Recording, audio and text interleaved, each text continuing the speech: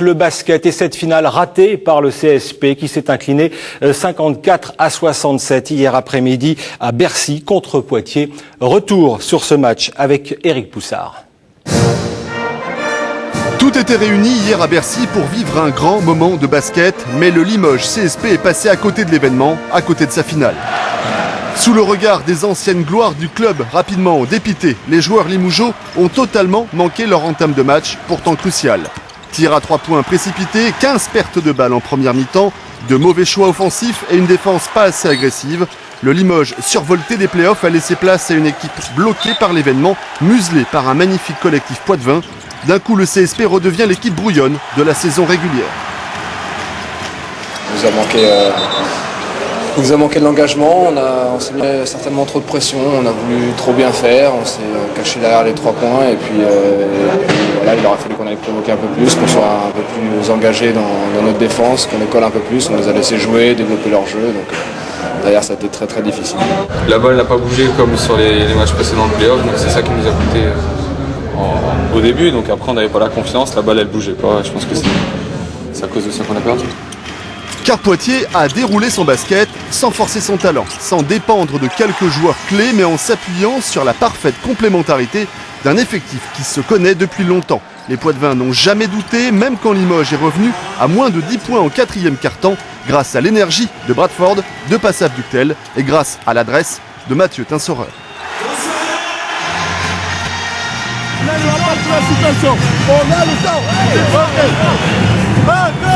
Le Poitiers Basket 86 était tout simplement beaucoup trop fort. Ces joueurs ont su répondre présent le jour J. La finale perdue l'an dernier a sans doute servi d'expérience. Côté Limougeot, à l'image d'un Aladji Mohamed englué dans la défense poitevine et un peu trop individualiste, les joueurs majeurs ont déçu.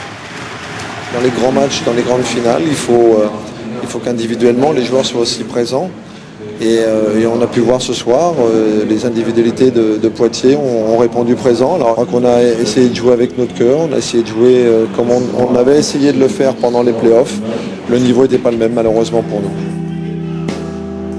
Consécration méritée pour Poitiers, déception légitime pour Frédéric Forté et le CSP après 4 victoires en 4 matchs de playoffs. L'histoire d'un club revenu de nulle part, métamorphosé en quelques semaines, était presque trop belle. La logique sportive, elle, est respectée.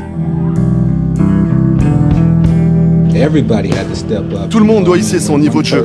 Quand quelqu'un joue mal, le groupe doit compenser. Les remplaçants, les soi-disant stars, doivent s'entraider. Aujourd'hui, personne ne peut se regarder dans un miroir et dire qu'il a fait le maximum. Et je ne sais pas pourquoi. On est parti très loin, ça n'a pas suffi. Il faut maintenant rester, je vais dire, sur cette dynamique-là, avec le public, avec les dirigeants, avec la future équipe, le staff, pour l'année prochaine essayer de partir pas à 2 mois de la fin de la saison, mais dès le début de l'année. Fin de saison, le CSP aura tout connu, le pire et le meilleur, aura rêvé quelques semaines. Retour sur terre, toujours en Pro B. Alors Frédéric Forté, le président du CSP, est avec nous sur ce plateau. Bonsoir. Bonsoir. Bonsoir et merci d'avoir accepté cette invitation.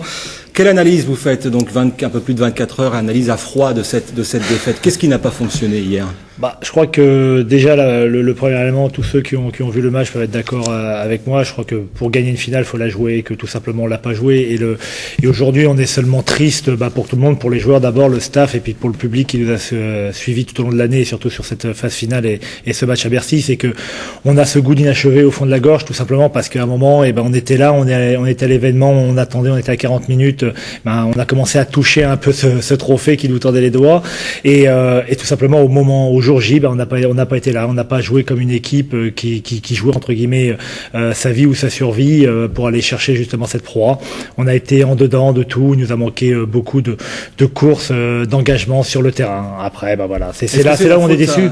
La faute à Poitiers? Poitiers était trop fort hier? Poitiers a fait ce qu'il devait faire, ils ont fait un bon match, ils n'ont pas été exceptionnels, mais ils ont fait un bon match, ils ont joué à leur niveau. Nous, on a été 3 tons en dessous de notre niveau, donc mais c'est aussi ça la force d'une grande équipe, c'est de pas chercher à en faire de trop, c'est à savoir simplement faire ce qu'ils savent faire. Ils l'ont fait très très bien tout au long de la saison.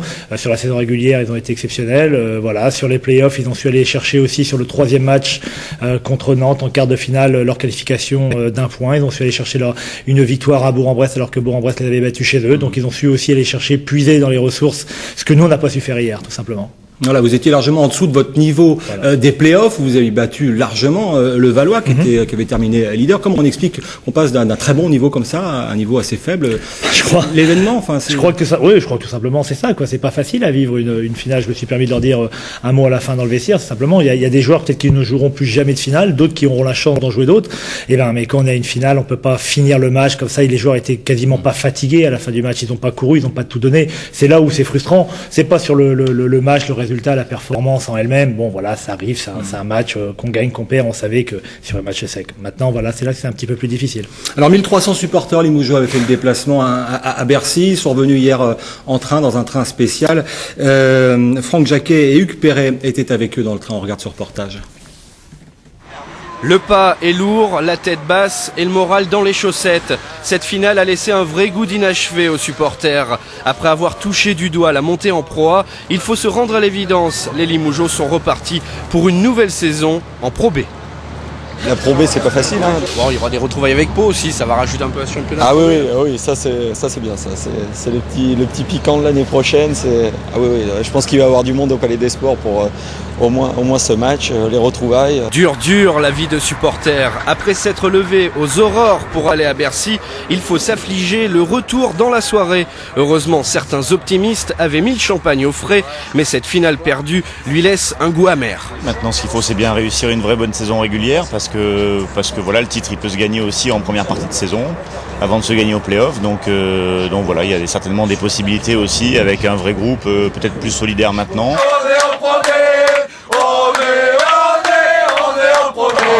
Le personnel et l'équipage vous souhaitent une bonne nuit. Finalement, la dérision reste le meilleur moyen d'oublier la déception des supporters toujours aussi fidèles qui n'attendent qu'une chose, revenir un jour à Bercy. Allez Limoges, à l'année prochaine pour la Pro A. Alors, ça se termine effectivement en dérision et avec le sourire, et heureusement, mais il y a quand même la déception. Bien sûr, derrière, qu'est-ce que vous avez à dire à ces supporters déçus?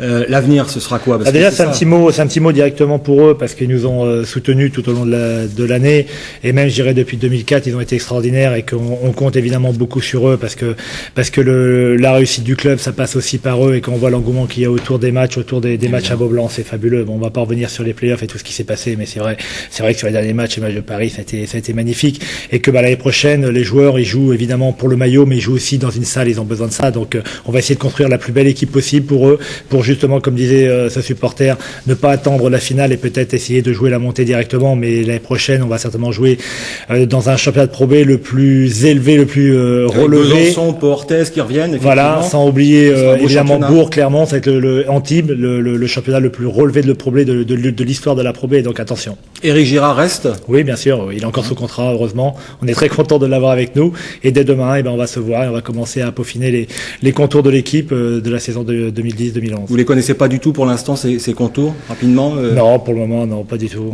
Renforcement, en tout cas, de l'équipe. Oui, on va chercher à être encore plus performant, donc on va chercher à retrouver des meilleurs joueurs. On va essayer de garder aussi une ossature parmi les joueurs qui étaient présents. L'avantage en cas de montée, on avait beaucoup de joueurs sous contrat qui avaient une année supplémentaire en cas de montée en Pro A, donc on va essayer de revoir tout le monde très rapidement et d'être encore plus performant, parce que le championnat va être très dur et très relevé. Très bien, on attend rapidement des nouvelles du CSP. Merci à vous. Merci beaucoup Frédéric Fortet d'avoir accepté cette invitation. Un mot